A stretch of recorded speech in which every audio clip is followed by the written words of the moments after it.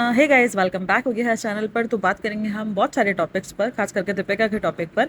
लेकिन इससे पहले ये कमेंट था, मुझे ये कमेंट इतने दिल को लग जाता है ना, पता है ये इतने प्यार से समझाते हैं ना कुछ सब्सक्राइबर्स।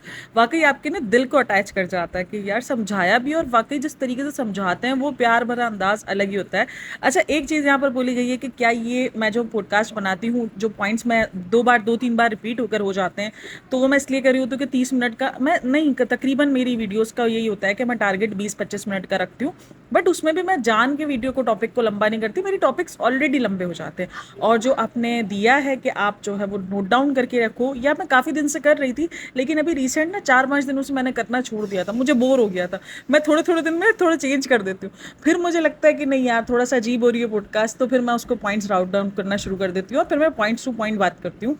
तो वो सब कुछ आपके लिए थैंक यू सो मच, इतने प्यार से समझाने के लिए। दरअसल मेरा सीन ये होता है कि मैं ना आप लोगों के साथ ऐसे बात कर रही हूँ, तो जैसे अगर आप लोग मेरे सामने हो ना, तो मैं आप लोगों से कैसे बात करूँ, वैसे ही मैं सोच के ना बात कर रही होती। अच्छा, आज की वीडियो में मैं 2-3 टॉपिक्स को शेयर करूंगी। एक मैंने रेडिट पर पोस्ट देखी थी, वो मेरी सब्सक्राइबर ने मुझे सेंड की थी कि यार आप देखो ये क्या चल रहा है। वहाँ पर ये बताया जा रहा था, वो ये डिस्कस किया जा रहा था कि दीपिका ना एक तरीके से बहुत ज़्यादा फिजिकली, इसको नीड्स बहुत ज़्यादा हैं, जो इसकी हरकतों से दिख रहा है, यानी वो जो टची टची वाली हरकतें और ये सारी बातें। देन एक और चीज़ मेरी सब्सक्राइबर ने भेजी थी कि वो ये था कि अभी रिसेंट दिनों थोड़ा सा अम्मी और अब्बू टाइम स्पेंड ज़्यादा कर रहे हैं, तो उनके बारे में भी बात कर रहे हैं। अब दरअसल पता है इन लोगों का क्या हुआ है, इन व्लॉगर्स का। मैं सिर्फ इनका नहीं बात कर रही हूँ, देखो ये इंसान है, इब्राहिम फैमिली बहुत ज़्यादा डिस्कस होती है, लेकिन अगर आप दूसरे व्लॉगर्स का भी देखो तो कमेंट सेक्शन में आपको दिखेगा कि उनके बारे में भी बहुत कुछ बात हो रही होती है। ऐसा नहीं कि उनके बारे में बहुत कुछ बात, क्योंकि इन्होंने अपनी लाइफ इतनी ज़्यादा दिखा दी है कि ना चाहते हुए भी लोग बहुत कुछ नोटिस कर लेते हैं, सीरियसली बहुत कुछ नोटिस हो जाता है। और ये जब बात कही, उसका पूरा पैराग्राफ था, उसके अंदर सब कुछ लिखा था कि जिस तरीके से दीपिका जो है वो टची टची हो जाती है, उस हिसाब से लगता है कि दीपिका बहुत ज़्यादा फ्रस्ट्रेटेड हुई हुई है अपनी लाइफ में, फिजिकली तौर पर। और एक और बात जो इस ट्रिप में बहुत ज़्यादा डिस्कस हुई है कि क्या बच्चा हो जाने के बाद हस्बैंड वाइफ का कोई टाइम नहीं रहता, या शोएब इब्राहिम दीपिका को अकेले में टाइम क्यों नहीं स्पेंड करता, या कि मतलब कि उसका जो एक होता है ना कि बंदा कहीं घूमने के लिए जा रहा है। अभी एक पाकिस्तानी व्लॉगर, आप उसको व्लॉगर कह लो, वो ज़्यादातर एक्टिव रहती है ना इंस्टाग्राम, सॉरी टिकटॉक पर एक्टिव रहती है, अमारा करके एक लड़की है। वो भी रिसेंट दिनों अपने हस्बैंड के साथ, उसका हालांकि 2 साल का बेटा है, उसको छोड़ के वो ट्रिप पे गई भी है।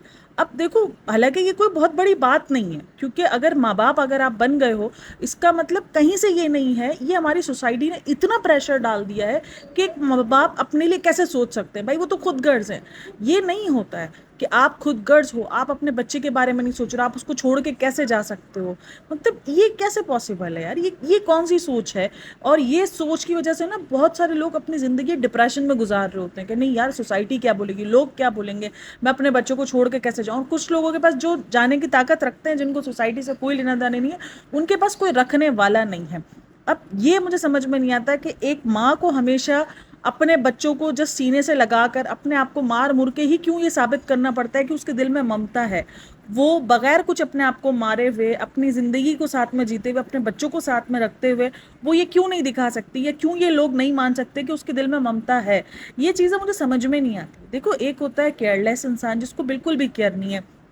ऐसे बहुत सारे वाक़यात हैं। अभी रिसेंट दिनों पता नहीं मेरे इंस्टाग्राम का एल्गोरिथम ना थोड़ा सा अजीब सा हो गया है, क्योंकि उसमें मुझे ऐसी ऐसी चीज़ें नज़र आ रही है। अभी 2-3 रील्स मैंने देखी जहाँ पर एक माँ 4 दिन छोड़ के चली गई थी बच्चे को, एक माँ 10 दिन छोड़ के चली गई थी घूमने के लिए अपनी ट्रिप पे, क्योंकि वो थक गई थी। और जब वो आई है तो उसके पैम्पर के अंदर जो ना वो जो मॉस्किटो के अंडे होते हैं ना, वो पाए गए हैं। तो सोचो क्या हाल, मतलब इतना अजीब है, इतना वो कंटेंट, मतलब देखा नहीं, कुछ क्लिप वगैरह नहीं थी, लेकिन जस्ट लिखा हुआ, तो वो लिखा हुआ भी पढ़ा नहीं जा रहा था। बट लेकिन इतना ज़्यादा सब कुछ होता है, तो इतना ज़्यादा डिप्रेशन में कोई माँ अपने बच्चों को मार देती है, तो ये सारी चीज़ें एक सवाल निशान खड़ा कर देती है कि क्यों। क्योंकि हमारी सोसाइटी ने हर एक चीज़ को इतना प्रेशर, अब लोग बोलते हैं सोसाइटी को क्यों कसूरवार, तो यार इसका कसूरवार कौन है। हम सब जो बिलोंग करते हैं वो कहीं ना कहीं सोसाइटी से ही करते हैं। अगर हम थोड़ा सा भी बच्चे के मामले में देख लेते हैं, मुझे हमेशा से ये चीज़ अजीब लगती है अगर आप कंटेंट क्रिएटर भी हो तो आप बिल्कुल भूल जाओगे अपनी लाइफ को। अब ये कंटेंट क्रिएटर्स ये लोग बन चुके हैं, इनकी प्राइवेट लाइफ जीरो हो चुकी है। इनकी जिंदगी के अंदर कोई मोमेंट ऐसा नहीं है, बस इनको हर वक्त यही होता है कि यार कुछ हम ऐसा कर लें जो कैप्चर हो जाए, जो कल के व्लॉग में आ जाए, जो परसों के व्लॉग में आ जाए, व्लॉग्स के अंदर डिस्कस हो जाए, हाइप बन जाए उस चीज़ की। या अगर लड़ाई है, लड़ाई का मूड है तो लड़ नहीं सकते क्योंकि व्लॉग करना है कंप्लीट को। तो ये सीन हो चुके हैं। मतलब आप अपने इमोशंस को भी आपको कंट्रोल करना पड़ा है अपने पार्टनर्स के सामने। अब ये क्या होता है, देखो मैं मानती हूँ फिजिकल, अगर मैं आपको फिजिकल का बताऊँ, थोड़ी सी पॉडकास्ट अगर बच्चे वगैरह सुन रहे हो तो उसको हटा देना, थोड़ी सी पॉडकास्ट ये हो जाएगी, थोड़ी सी अडल्ट हो जाएगी आई थिंक सो। बट मैं कोशिश करूंगी कि मैं थोड़ा कोड वर्ड में बात करूँ। फिजिकल नीड्स जो है ना वो लड़कियों को ज़्यादा होती है, इस चीज़ को मैं हमेशा से एग्री करती हूँ। आप कहते हैं ना कि मर्द के पास अगर 10% हिस्सा है ना, तो औरत के पास उस चीज़ का हिस्सा 90% है। कभी ये चीज़ ट्राई करना, कभी ये चीज़ सोचना आप लोग। हमने क्या किया है कि हमने उस चीज़ को अजाब बना लिया। हमें लगता है नहीं नहीं नहीं, ये तो बहुत गंदा है। अगर कोई औरत को कोई नीड्स है फिजिकली तो वो गंदी है। अगर मुझे उसके, देखो मुझे तो कभी भी उसके टच में ये सब कुछ नहीं दिखा है कि वो कोई तरसी हुई है या वो तरसे हुए। हाँ, एक वो चीज़ दिखी है कि उसका थोड़ा सा रिलेशन उसको वो चाहिए कि थोड़ा सा ना अपना रोमांस वाला मुझे दिखाना है, अपना एरा दिखाना है मुझे रोमांस वाला। और मुझे अपने ब्लॉग्स के अंदर रोमांस का भी एक हिस्सा डालना, ये चीज़ मैंने देखी है। वो लस्टी टाइप वाला आप उसको सीन कह लो। अब उसकी वजह से पता है क्या हुआ है कि लोगों ने उसको समझ लिया है कि भाई ये फिजिकली सेटिस्फाई नहीं है, ये फिजिकली खुश नहीं है। उस कमेंट्स के नीचे अगर आप देखोगे ना, सॉरी उस पोस्ट के नीचे अगर आप कमेंट्स रीड करोगे, वो यही है कि हाँ आप सही बोल रही है, दीपिका जो ना वो फ्रस्ट्रेटेड लगती है। उसकी वजह यही है कि वो फिजिकली सेटिस्फाई नहीं है। जनाब अपनी चीज़ों में से बाहर नहीं निकल रहे। जनाब को अपनी चीज़ों से बाहर निकले तो पता चले कि बीवी को कैसे खुश रखना है। ये वो अजीब ही किस्म की लाइन शुरू हो गई थी। और उसके बाद एक मैंने अजीब ही देखा, मैंने कहा यार ये क्या चल रहा है।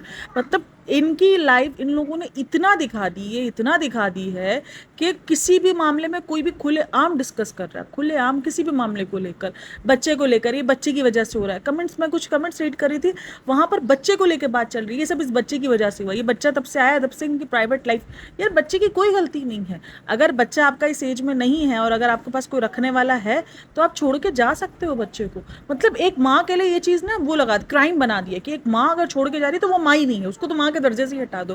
क्यों भाई, आपकी क्या प्राइवेट जो लाइफ है, जो आपकी आपस की लाइफ है, वो क्या खराब खत्म हो गई आपके बच्चे के बाद? या आप अगर इन लॉज में शादी कर गए हो और उसी वजह से क्या होता है कि आप दोनों हस्बैंड वाइफ का जो रिश्ता होता है वो खत्म हो जाता है। सेक्रीफाइस करते करते करते आपके आपस के चार्म खत्म हो जाते हैं और आप कुछ नहीं कर पाते हो। और मैं ये बता रही हूँ सीरियसली, अब ये बातें ना आपको नॉवेल्स की बातें लगती हैं, क्योंकि रियल जिंदगी में जो फॉलो भी कर रहा है ना, वो लड़की है, अमारा करके एक लड़की है, वो जब गई है छोड़कर, आप उसके कमेंट्स उठाओ, उसको अपने आप को बार बार सफाई देना क्योंकि उसको बार बार ये गिल्ट दिलाया जा रहा है कि अरे तू तो बीवी बच्चे को छोड़ के चली गई है, कैसी माँ है, मैं तो एक दिन नहीं जा सकती अपने छोड़कर, अपने बच्चों को छोड़कर। मैं एक बात बताऊं, हर औरत के अंदर ये चाह हो रही होती है, लेकिन आप सब सोसाइटी के डर से ना, मैं खुद बोलती हूँ, मैं खुद माँ हूं ना 2 बच्चों की, मेरा भी कभी कभी दिल करता है कि यार मैं थोड़े दिन के लिए बच्चों को अपनी नानी के पास कहीं रखकर मैं किसी ट्रिप पर जाऊँ। बट सीरियसली मैं सोसाइटी की वजह से रुक जाती हूँ कि नहीं यार क्या बोलेंगे, ससुराल वाले अलग वो कहेंगे कि बच्चों को छोड़ के चली गई, कैसी माँ, उसको तो अपना घूमने की पड़ी है। लिटरली हम अपने सोसाइटी के चक्रों में अपने आप को ख़त्म कर देते हैं, हम अपनी ज़िंदगियों को खा जाते हैं।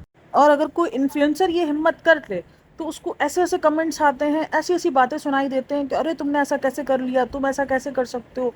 अब इनका हमेशा से है, दीपिका शोएब का अगर आप देखो, वो कभी भी ट्रिप्स अकेले करते ही नहीं है। वो जब भी होता है तब कोई ना कोई चंगू मंगू सब साथ में होता है। इवन एक एनिवर्सरी के 2 दिन थे जो इन्होंने अलग सेलिब्रेट किए थे, लेकिन उसमें भी अगर आप देखो तो उनका मेन फोकस रोहान की तरफ ही था। मैं ये नहीं बोल रही हूँ कि उनके बच्चे की वजह से ये सब कुछ हुआ है, लेकिन हाँ उनकी ज़िंदगी के अंदर बहुत फ़र्क ही है सोसाइटी को दिखाने के चक्कर में कि नहीं यार व्लॉग्स बना रहे लोग क्या बोलेंगे, इसलिए उन्होंने अपना मी टाइम बिल्कुल ख़त्म कर दिया है। बस कंटेंट व्लॉग्स इन्हीं के पीछे भाग रहे, और इनके पीछे जाते जाते इनकी ज़िंदगी अजीब हो गई है। अब वो दीपिका पीछे पीछे घूमती रहती है उसके, उसको होता है कि नहीं यार। और एक चीज़ मैंने, एक कमेंट मैंने रीड किया था कि वहाँ ये देखा था मैंने, वहाँ लिखा हुआ था कि शोएब इब्राहिम उसको हाथ लगाता है तो वो पूरी मचल जाती है। मतलब इतना अजीब सा वो कमेंट था ना, मुझे अजीब ही हुआ। फिर मैंने उस व्लॉग्स को जाके देखा भी है, मैंने कहा यार मैं नोटिस करूँ या मैंने नोटिस नहीं किया है। तो मैंने जाके देखा बट ऐसा कुछ भी नहीं है। हाँ वो थोड़ा सा उसका है रोमांस वाला, उसको लगता है कि नहीं नहीं मुझे ऐसा जो ना वो जैसे सबा सा नहीं करते हैं ना, मैं इस तरीके के बनाऊँ। और शोएब इस चीज़ को प्राइवेट रखना चाहता है।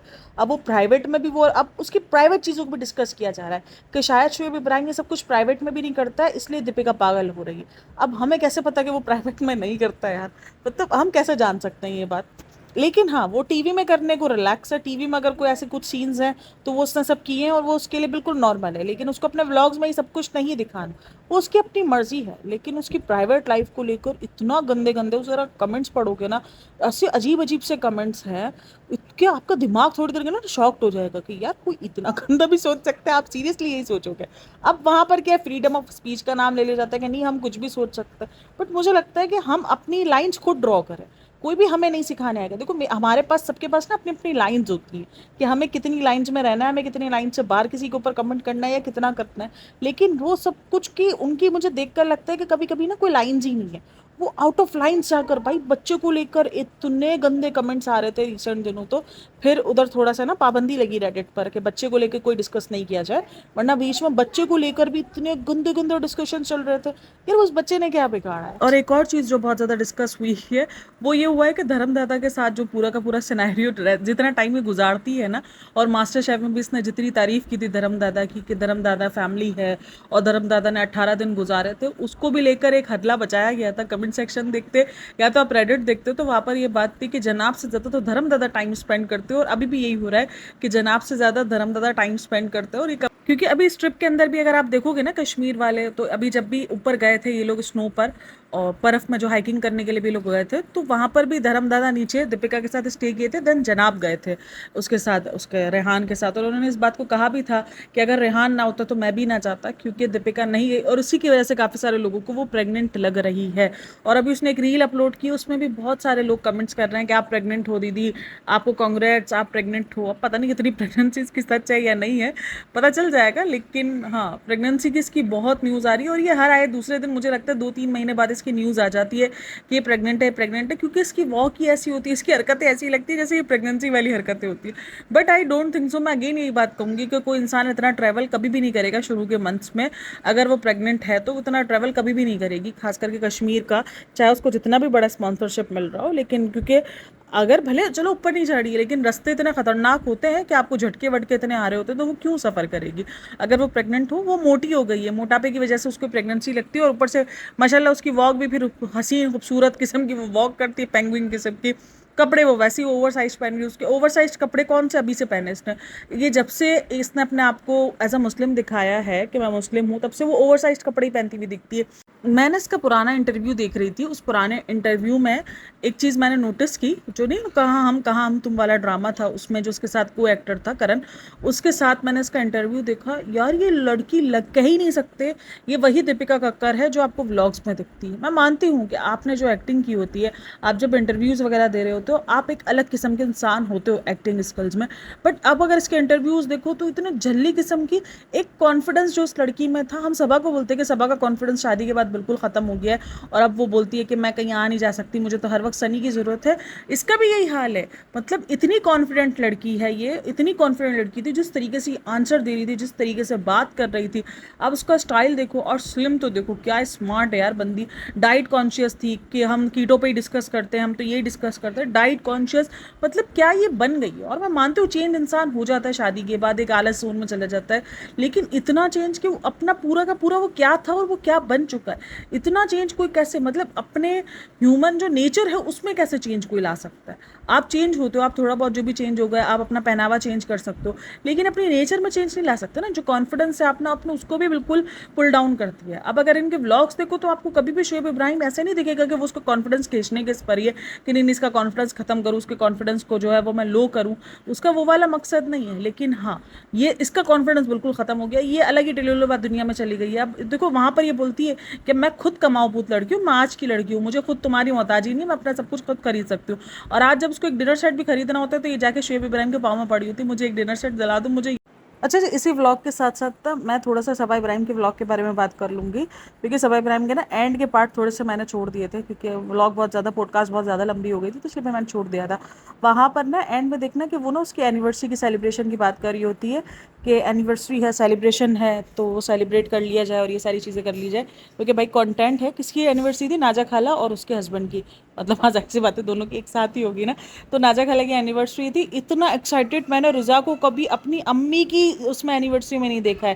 हालांकि बेटी खाला का बर्थडे वगैरह भी आता है, लेकिन इतना एक्साइटेड कभी वो अपनी माँ के इसमें नहीं होती जितना ये एक्साइटेड खालाओं की चीज़ों में होती है, खालाओं के बच्चों में भी होती है। और देखो ये स्क्रिप्टेड होता है, पता है क्यों, कैसे ये जो ना रिजा फौरन बोलती है ना हर एक चीज़ के, हम जाएंगे, हम ऐसे करेंगे, हम कल ये सेलिब्रेट करेंगे, इसलिए हम आज सेलिब्रेट करें, हम जाएंगे कुछ थोड़ा बहुत ले आएंगे। तो उसको फौरन बोलती है कि सारी लाइंस तो जो है वो रिजा ने बोली, अब तुम क्या बोलोगे। तो इसने सबको लाइंस बांटी भी होती है कि देखो ये बोलना, इतना एक्साइटेड दिखाना, इतना खुद को कम एक्साइटेड दिखाना है। अच्छा, रिजा को लेकर ना इस व्लॉग के अंदर बहुत क्लियरेंस दिलवाई गई है नाजा खाला और सारा से। बार बार ये बात हो रही है कि नाजा खाला और सारा नोटिस कर रही है रिजा में बहुत चेंज आया है, रिजा बहुत चेंज हो गई, क्योंकि हम सब बोल रहे हैं ना कि रिजा बहुत ज़्यादा डम्प रिएक्ट कर रही है, लेकिन ये हमें गलत साबित करने के लिए कुछ ना कुछ तो करती है। तो वहीं पर ये बार बार इसने तकरीबन इस व्लॉग के अंदर इसने 3 से 4 बार इनके मुंह से देखना निकला है कि रिजा बहुत चेंज हो गई, रिजा बहुत समझदार है। वहीं पर नाजा खाला भी तारीफ कर रही है कि रिजा बहुत समझदार है, और रिजा को ना ये चमचागिरी समझ में आ गई है। रिजा का जवाब अगर आप देखो तो कितना रूड है, तो क्या पहले मैं समझदार नहीं थी। और ये मुझे अजीब भी लगा है रिजा का इस तरीके से बिहेवियर। रिजा हमेशा से पता नहीं क्यों इस तरीके का, पहले मुझे लगता था इसकी इनसिक्योरिटीज़ है इसलिए ये कर जाती है, लेकिन भाई वक्त के साथ साथ आप में कॉन्फिडेंस आ जाता है। और अगर कोई इंसान आपकी अच्छी तारीफ कर रहा है कि आपको उसमें चेंज दिख रहा है, लेकिन क्यों, क्योंकि उसको रिजा को ये हकीकत पता है कि वो तारीफ ये क्यों कर रहे हैं, क्योंकि उसको क्लीन चिट दिलवानी है। क्योंकि रिसेंट दिनों बहुत ज़्यादा बात हुई है रिजा को लेकर के, रिजा बहुत जो है ना डंप हो गई है और बहुत ज़्यादा चापलूसी करती है रिजा। सबा की बहुत ज़्यादा ना आगे पीछे घूमती रहती है, और सबा के पीछे बिल्कुल ही डंप हो गई है। जितना कॉन्फिडेंस उसमें था अब बिल्कुल नहीं दिखता। ये बातें बहुत हुई हैं, तो इस व्लॉग में देख लो कैसे भर भर के इसने क्लियरिफिकेशन दिलाई है कि नहीं, सबा के रिजा के अंदर तो बहुत चेंज आ गया, रिजा के पहनने में, ओढ़ने में, सब में बहुत चेंज आ गया, रिजा की बात करने के स्टाइल में। चलो जी हमने मान लिया भाई रिजा के अंदर चेंज आ गया, हमने मान लिया भाई वो बहुत अच्छी हो चुकी है, तुमने उसको बहुत चेंज कर दिया, तुमने उसको बहुत ग्रूम कर दिया। क्योंकि बात इसके अपने आप पर आ रही थी, उसके ग्रूमिंग पर बात आ रही थी। या तो वो एक तरीके से सनी को भी जस्टिफाई कर रही होती है कि हाँ देख लो सनी के बोलने पर ये हुआ है कि रिजा चेंज होगी, और रिजा में देखो कितना चेंज आया कि लोग नोटिस कर रहे हैं उसकी इस बात को। वाह जी वाह। क्या वो लोग व्लॉग नहीं देखते, नाजा खाला और सारा व्लॉग नहीं देखते, हर चीज़ व्लॉग में देखते तो है। सारा ने बिल्ली तक देखी हुई थी, और वही सनी सनी ना, सनी कभी खामोशी से ना शेड भी कर देता है, खामोशी खामोशी में शेड कर देता है। जैसे उसने कहा था कि सबसे ज़्यादा अगर किसी को बर्थडे सेलिब्रेशन का तो खिताब वो जाना चाहिए ना, अवार्ड, वो इब्राहिम फैमिली को जाना चाहिए। हाँ वाकई है, ये बात बात पर केक लाने वाले बंदे, लेकिन जब बच्चों की बात आती है ना तब नहीं लेकर आते। तब इनको याद आ जाता है कि ओ नहीं नहीं नहीं नहीं, ये तो बहुत ज़्यादा सेलिब्रेशन हो जाएंगी, बच्चों की सेलिब्रेशन नहीं, ये तो इस्लाम में मना है। बाकी बर्थडे एनिवर्सरी ये सब सेलिब्रेट करना इस्लाम के अंदर इजाज़त है। बाकी अगर बच्चे की कोई खुशी हो उसको सेलिब्रेट करना मना है। और ये चीज़ मुझे हमेशा, देखो मैं ये नहीं बोल रही गोद भराई वगैरह ये सीन हो, नहीं हो, इट्स ओके, बट मैंने ये चीज़ नोटिस की है इनके बच्चे को लेकर, इनको सिर्फ बच्चा कंटेंट के लिए चाहिए।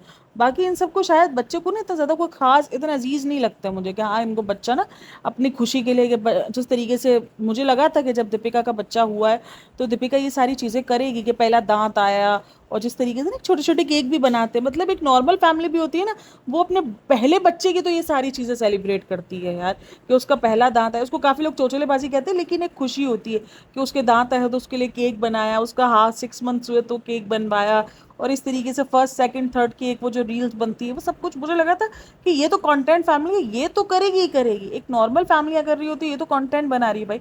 लेकिन बच्चों के मामले में मैंने देखा है इनको सब याद आ जाता है कि नहीं नहीं नहीं नहीं, बच्चों के मामले में हमें केक कट नहीं करने, बच्चों के मामले में हमें कुछ नहीं करना। बस ये चीज़ मैंने बहुत बार इनके इसमें देखी। बच्चे को कंटेंट पूरा बनाना है, ऐसा नहीं कि चलो बच्चे को कैमरे से छुपा के रखा हुआ है तो हम बोले कि नहीं यार बच्चा कैमरे में नहीं है तो ये सारी चीज़ें कैमरे में नहीं दिखा रहे। बच्चे को कंटेंट पूरा बनाना है, बच्चे को बोलना है उम्मा करके दिखाओ, डांस करके दिखाओ, ये करके दिखाओ, बल्ले बल्ले करके दिखाओ, वो सब करवाना है। लेकिन जहाँ बच्चे की खुशी की बात आती है सेलिब्रेशन की, वहाँ एक छोटा सा केक, मैं या कोई बड़ी सेलिब्रेशन नहीं, कुछ नहीं।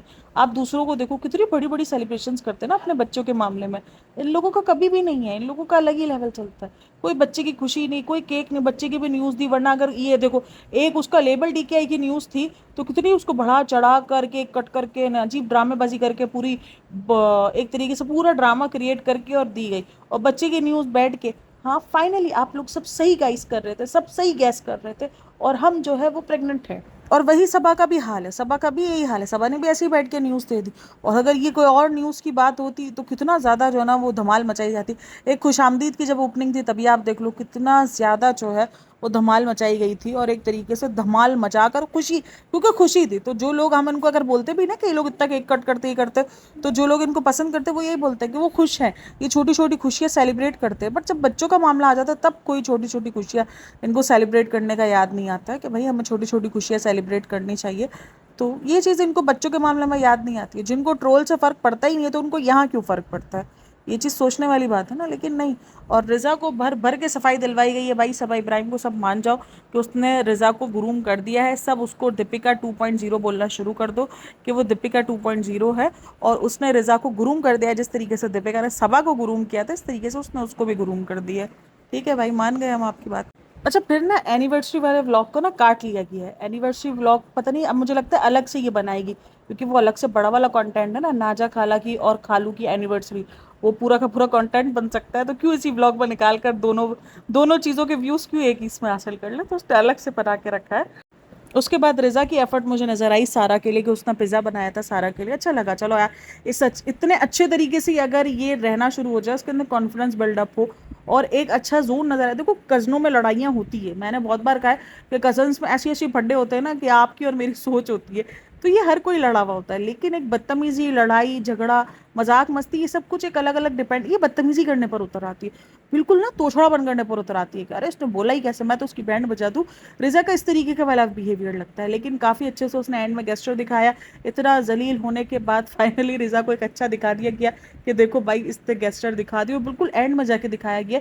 पूरे व्लॉग में देखो तो रिज़ा की बदतमीजी सर ऑन पे थी, मतलब कैसा लग रहा था जैसे रिज़ा फुल ऑन बदतमीज़ हो चुकी है। लेकिन एंड में ही देखो तो वो पिज़्ज़ा वगैरह दिखा दिया गया, और दिखा दिया गया कि भाई रिज़ा देखो कितने अच्छे से सारा का ख्याल रख रही है, और वो चीज़ अच्छी भी लगी थी। और उसके बाद फिर बोलती है आप लोगों ने बहुत अच्छे से समझाया चाँद में रोशनी क्यों होती है। अच्छा, ये वाली पॉडकास्ट मैं ज़रूर करूँगी, चाँद में रोशनी क्यों होती है, मतलब अजीब किस्म की इसकी हरकत है। मैं मानती हूँ देखो इंसान वक्त के साथ साथ भूल जाता है जो भी उसने पढ़ा हो, जो भी किया हो, लेकिन रिज़ा इतनी डम्प होती है ना, ये चीज़ मुझे समझ में नहीं आती। मतलब भाई वो तो पढ़ रही है ना, चलो सबा का तो समझ में आता है कि वो पढ़ के वो भूल गई, वो समझ में आता है। लेकिन रिज़ा तो इस टाइम पर पढ़ रही है, उसको तो हर चीज़ की नॉलेज होनी चाहिए।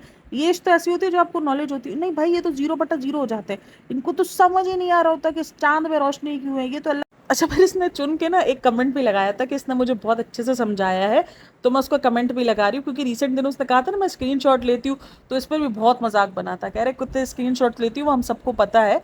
तो स्क्रीनशॉट वाली बात पर ना इसका बहुत मजाक बनाया गया था। तो इसीलिए उसको ना इसने स्क्रीनशॉट दिखा दिया कि देखो मैं लेती हूँ, उससे लगा के दिखाया कि देख लो मैंने स्क्रीनशॉट्स लिए हुए, मैं झूठ नहीं बोलती हूँ। तो बोलती है आप लोगों ने बहुत अच्छे से समझाया बहन, वो एक कमेंट आपको अच्छा दिखा तभी आपको उसको लाइक करके लगाना पड़ा। बाकी आपको जो अच्छे से लोगों ने समझाया था ना चांद की रोशनी के बारे में, वो कमेंट्स लगाती तो मज़ा आ जाता है यार, पॉडकास्ट बहुत इंटरेस्टिंग बन जाती है। और इसके बाद बेबी बैक के ऊपर, अच्छा जो व्लॉग मैंने छोड़ा है ना उसके लिए, मतलब रिव्यू करने के लिए, उसमें बहुत कुछ इंटरेस्टिंग था, बेबी बैक के बारे में भी था, चांद के ऊपर भी था। तो ये बहुत सारी बातें रह गई है यार, उस व्लॉग का मुझे लगता है रिव्यू करना चाहिए। मैं कल करूंगी उस व्लॉग का रिव्यू, या तो दूसरी पॉडकास्ट उसी व्लॉग के रिव्यू पे लेकर आऊंगी। हालांकि आसिफ रियाज वाला टॉपिक बाकी है, बट लेकिन मुझे लग रहा है कि ये टॉपिक ज़्यादा इंटरेस्टिंग है कि चांद में रोशनी क्यों नहीं है, चांद में रोशनी क्यों आती है नजर। यार आप लोगों की क्या राय है, मुझे लाजमी बताना इस व्लॉग के बारे में। And thanks for listening, watching, take care, bye bye, हाफिज़। अच्छा, मैं ना ये पॉडकास्ट बना चुकी थी, लेकिन अभी न्यूज़ आई है कि कश्मीर में एक हादसा हुआ है पहलगाम में। वहाँ पर को जो टूरिस्ट थे जिनको ये पूछा गया कि भाई आप मुस्लिम हो या हिंदू हो, और आप किस रिलीजन को बिलोंग करते हो, उन्होंने कहा हिंदू है, और उनको जो है वो मार दिया गया है। और तकरीबन आई थिंक 124 लोगों की न्यूज़ आ रही है अब तक की, और वहीं पे शुएब इब्राहिम और वो भी थे। तो उसने शुएब ने स्टोरी लगा के बता दिया कि हम सब सेफ़ हैं, और आप लोग सारे बहुत ज़्यादा पूछ रहे थे, तो उसने ये चीज़ बता दी। लेकिन एक चीज़ मुझे बड़ी अजीब लगी कि इसने नीचे लिखा हुआ था कि न्यू ब्लॉग कमिंग सून। ये चीज़ मुझे बड़ी अजीब सी लगी है, और जिनके साथ भी यार ये ज़्यादती हुई है। और मैंने स्टोरी भी लगाई थी इस पर अपने उस पर, लेकिन वो स्टोरी भाई बहुत ही ज़्यादा मुझे कमेंट्स मिलने शुरू हो गए, बहुत ज़्यादा अजीब ही, ऐसा लग रहा था जैसे मैंने करवाया है वो सब कुछ।